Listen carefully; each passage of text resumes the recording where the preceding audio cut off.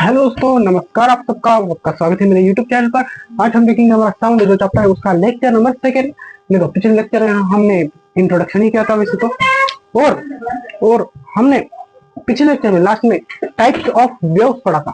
वो जो जो टाइप्स ऑफ वेव्स था, देखो टाइप्स ऑफ वेव्स था जो हमने लास्ट में पढ़ा था पिछले लेक्चर में, वो किसके बेसिस पर था? पार्टिकल की मूवमेंट के बेसिस पर। पार्टिकल की मूवमेंट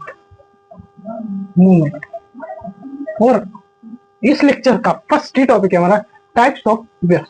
और ये किसके बेसिस पर है? ये वेव्स कहाँ ट्रैवल कर रही है, इसके वेव्स कहाँ ट्रैवल कर रही है उसके बेसिस पर अभी हम देखने वाले हैं टाइप्स ऑफ वेव्स। समझ गए?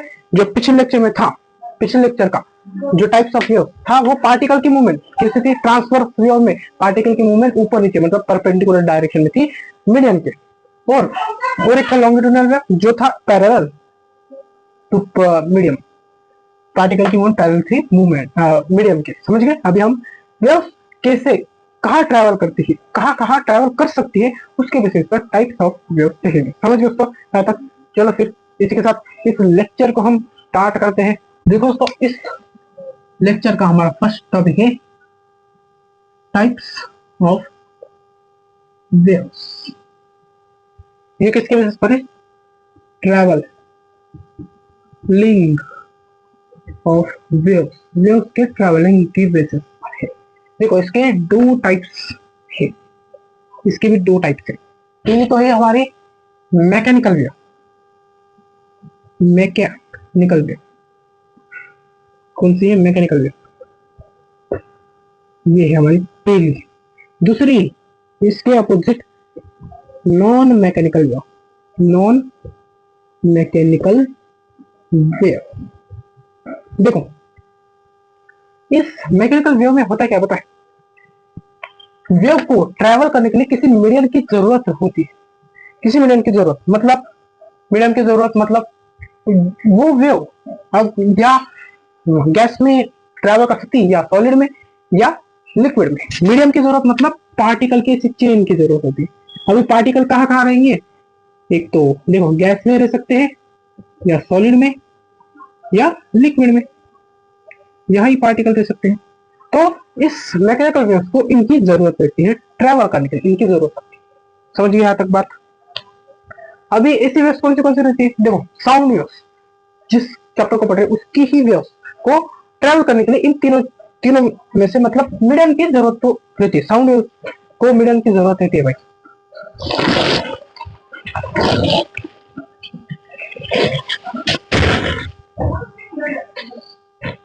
साउंड वेव्स को तो मीडियम की जरूरत रहती है भाई।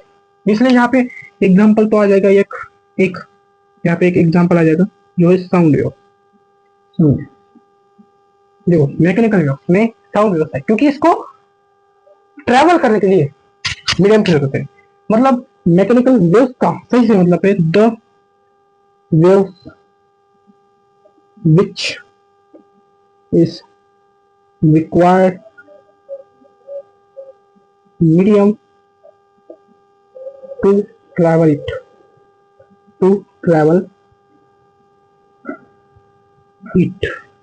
देखो, ऐसी वेव्स जिनको रिक्वायर्ड मीडियम है, मीडियम की जरूरत है ट्रैवल करने के लिए, ऐसी वेव्स जिनको मीडियम की जरूरत है ट्रैवल करने के लिए, उन वेव्स को कहा जाता है मैकेनिकल वेव। उन्हीं वेव्स को कहा जाता है मैकेनिकल वेव। समझ गए दोस्तों? जैसे साउंड वेव्स मैंने आपको एग्जांपल बताया। देखो, अभी मीडियम तो यहाँ इस तीनों चीजों में होते हैं। अभी नॉन मैकेनिकल वेव्स इसके अपोजिट एसी वेव्स। देखो, the waves which is not necessary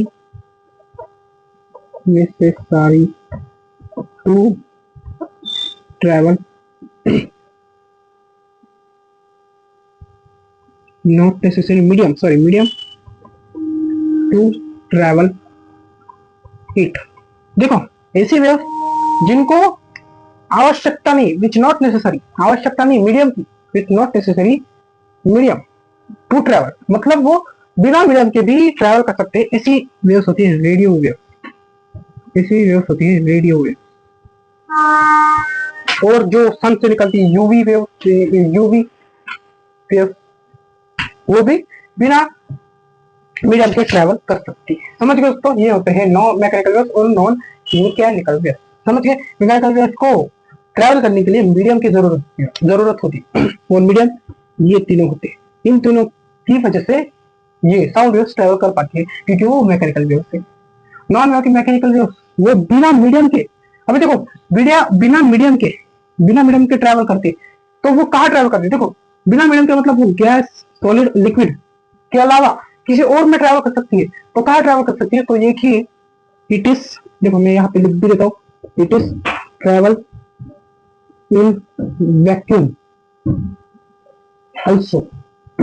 वो वैक्यूम में भी ट्रैवल कर सकती है, जहां एयर नहीं, वाटर नहीं, सॉलिड नहीं, कुछ नहीं। जैसे स्पेस है हमारा, स्पेस में वैक्यूम है, इसलिए तो यूवी जो वेव्स होती, सन से निकलने वाली वेव्स, वो भी ट्रैवल कर जाते हैं। और रेडियो वेव्स भी जो होती है वो भी ट्रैवल कर जाते हैं। समझ गए दोस्तों, ये होता है मैकेनिकल वेव और non mechanical wave.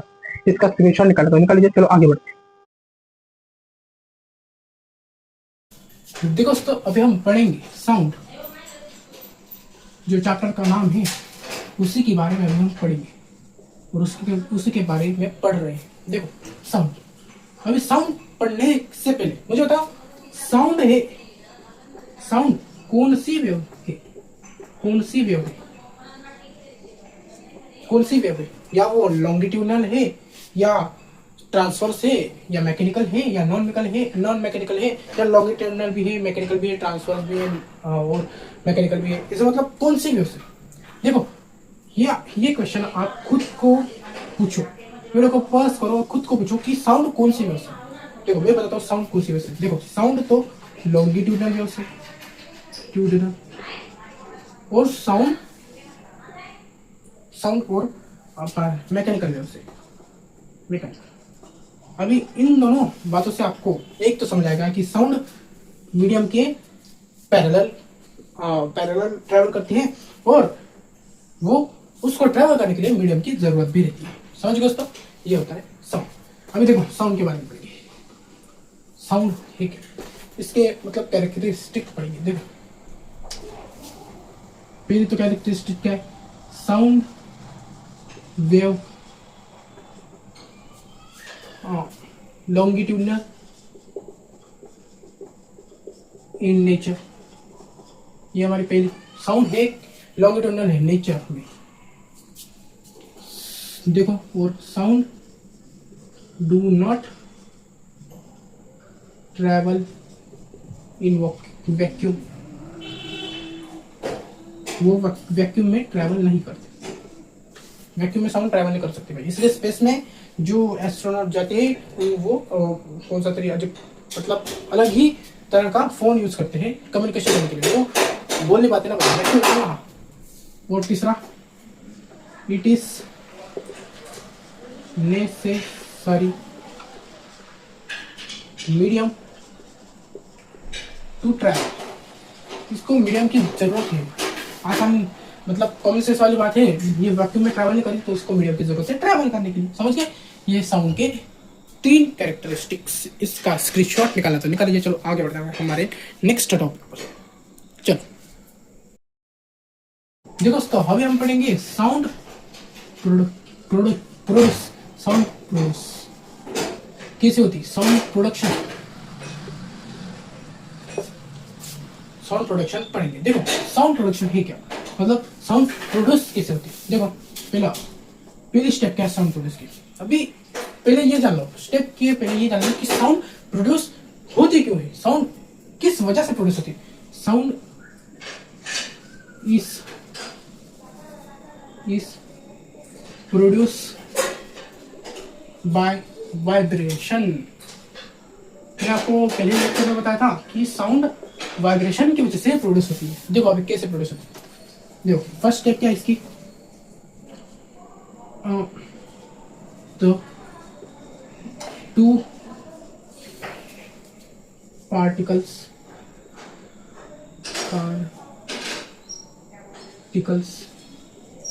Collide to each other and they are back and forth movement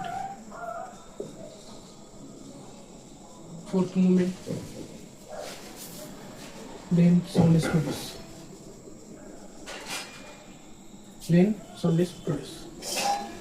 Because the sound is produced होती है, the particle of the particles collide to each other and they are back and forth movement, then sound is produced. देखो क्या होता है, आप कौन से भी दो ऑब्जेक्ट ले लो या दो पार्टिकल ले लो, अगर वो दोनों कोलाइड मतलब टक्कर खाए, तो टक्कर खाने की वजह से वो बैक एंड फोर्थ मतलब थोड़ी सी तो वो मूवमेंट करेंगे, तो वो मूवमेंट करते हैं बैक एंड फोर्थ मूवमेंट करेंगे, तो वहाँ पे क्या प्रोड्यूस हो गया, vibration.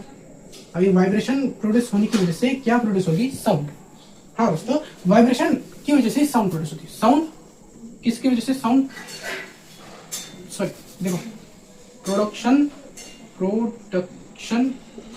Of sound is necessary vibration. भाई साउंड प्रोड्यूस होने के लिए वाइब्रेशन नेसेसरी है। वाइब्रेशन क्या है, नेसेसरी है। समझ गए। अगर तो दो पार्टिकल या ऑब्जेक्ट कोलाइड हुए तो वो बैक एंड फोर्थ मूवमेंट करते हैं। वो क्या करते हैं, बैक एंड फोर्थ मूवमेंट। मतलब एक पार्टिकल ऐसा जाएगा, एक पार्टिकल ऐसा, दूसरा पार्टिकल ऐसा। तो यहाँ वाइब्रेशन क्रिएट होता है। वाइब्रेशन क्रिएट होने की वजह से साउंड प्रोड्यूस होती है। समझ गए दोस्तों, ये है साउंड प्रोडक्शन। किसकी वजह से प्रोड्यूस होती है, वाइब्रेशन की वजह से। वाइब्रेशन किसकी वजह से होता है, पार्टिकल के बैक एंड फोर्थ मूवमेंट करने से। अभी मैंने यहाँ पे एक कोलाइड किया, देखो बोर्ड से इस मार्कर का कोलिजन किया, मतलब टक्कर, उन दोनों की टक्कर करवाई।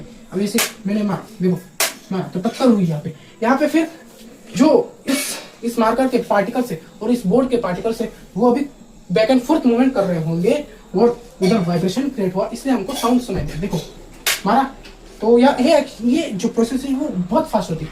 मैंने मारा, जैसे ही मारा वैसे जो पार्टिकल है वो बैक एंड फोर्थ मूवमेंट करेंगे, वाइब्रेशन क्रिएट होगा और जल्द ही हमको साउंड सुनाई देगा। देखो मारा तो यहाँ पे particle back and fourth movement कर रहे हैं, वाइब्रेशन क्रिएट हो रहा है और साउंड प्रोड्यूस हो रहा है और हमको सुनाई दे रहा है। समझ गए दोस्तों, इसका स्क्रीनशॉट निकालना है तो निकालिए। चलिए आगे देखो, तो अभी हम पढ़ेंगे propagation of sound. Propagation of sound. अभी देखो साउंड तो प्रोड्यूस होगा, फिर वो ट्रैवल कैसे करेगा, प्रोपगेशन कैसे करेगा। भाई साउंड भी एक तो वेव है, मैंने बताया ना, साउंड लॉन्गिट्यूडनल और मैकेनिकल वेव है। मतलब साउंड भी एक वेव है, तो वो ट्रैवल कैसे करेगा। देखो पहली स्टेप, पहले साउंड प्रोड्यूस हुआ तो वो वेव्स ट्रैवल करेगी। अभी जब वो ट्रैवल करती है तब बहुत कुछ होता है। कैसे ट्रैवल करती है, बहुत कुछ होता है। देखो मैं बताता हूँ। देखो पहले तो समझो कि साउंड को ट्रैवल करने के लिए मीडियम की जरूरत है। मीडियम की मतलब वो फिर एयर हो या गैस बोल सकते, गैस हो या सॉलिड या लिक्विड, इनमें से जरूरत होगी मीडियम। देखो अभी पहले क्या हुआ, पहले ऑब्जेक्ट्स कोलाइड, पहले तो ऑब्जेक्ट्स कोलाइड होंगे एंड साउंड प्रोड्यूस। या मैंने आपको पहले बताया साउंड प्रोड्यूस। और देखो बाद में क्या होता है, सेकेंड स्टेप, ये इंपॉर्टेंट है। Near by particle starts to back and forth movement।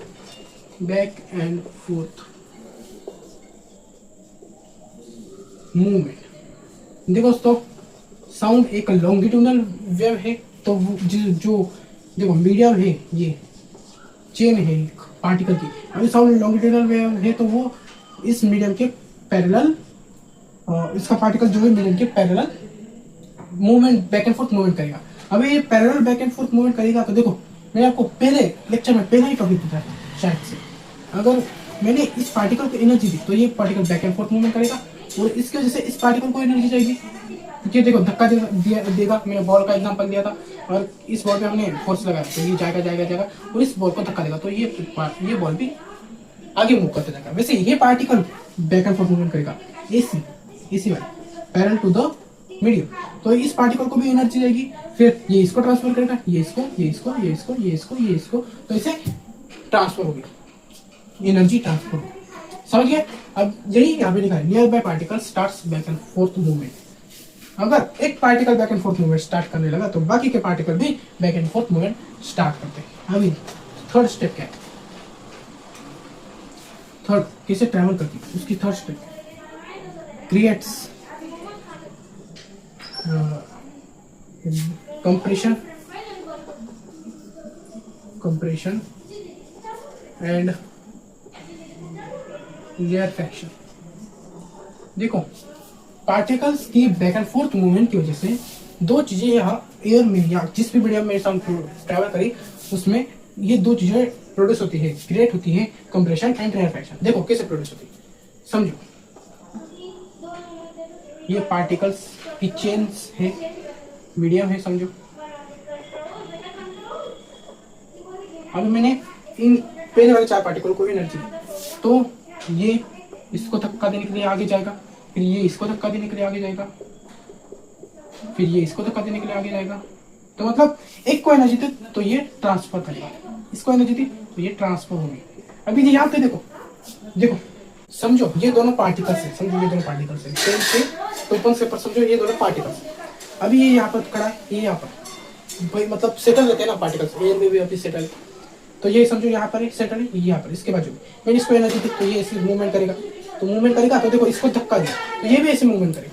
और देखो जब ये मूवमेंट करने जा रहा था तो ये दोनों पार्टिकल पास में आए, देखो ये दोनों पार्टिकल पास में आए, ये दोनों पार्टिकल देखो यहाँ पे भी देखो, यहाँ पे देखो मैंने इसको एनर्जी दी तो ये पास गए, ये पार्टिकल इसके पास गया, तो ये दोनों पास पास आए। देखो या इन सब में देखो ये सब पार्टिकल ऐसे पास पास आए एक टाइम के लिए, तो ये पास पास आए क्योंकि अगले पार्टिकल को एनर्जी देने के लिए। जब ऐसा रीजन क्रिएट होता है उसको बोलते हैं कंप्रेशन। क्यों बोलते हैं?